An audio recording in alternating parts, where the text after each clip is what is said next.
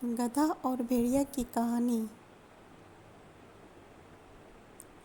जंगल के पास एक घास का मैदान था।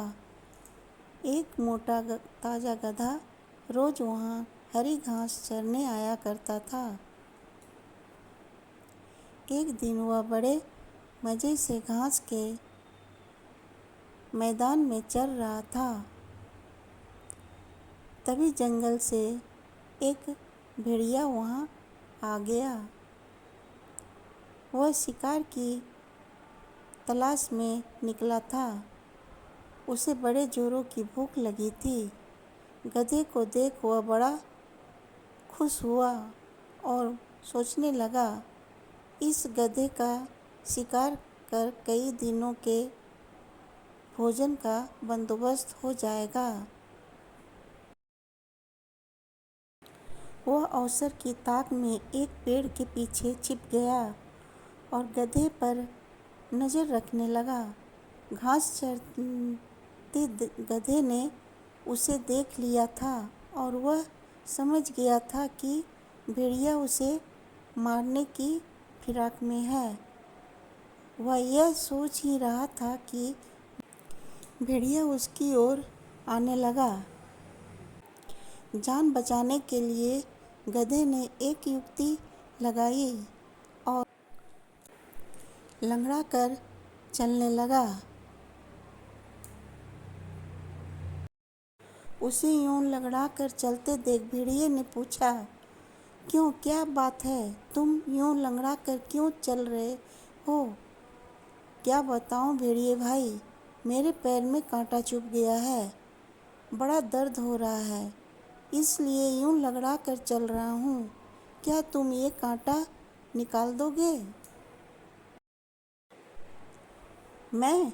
भेड़िया चकित होकर बोला, मैं जानता हूँ भेड़िए भाई, तुम मुझे खाने के बारे में सोच रहे हो, मगर जब तुम मुझे खाओगे तब ये कांटा तुम्हारे गले में अटक सकता है,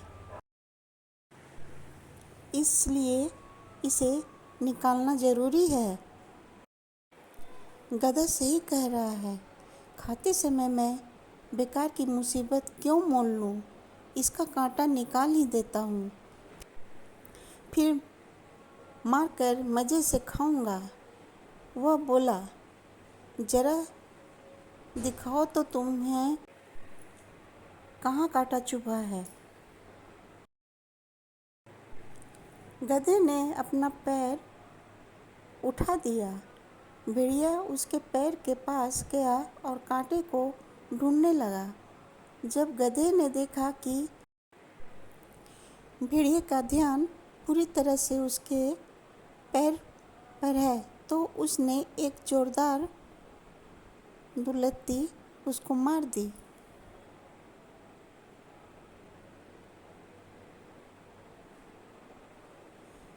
भेड़िया दूर फेंका गया, उसका सिर चकरा गया था। उसे दिन में तारे नजर आ गए।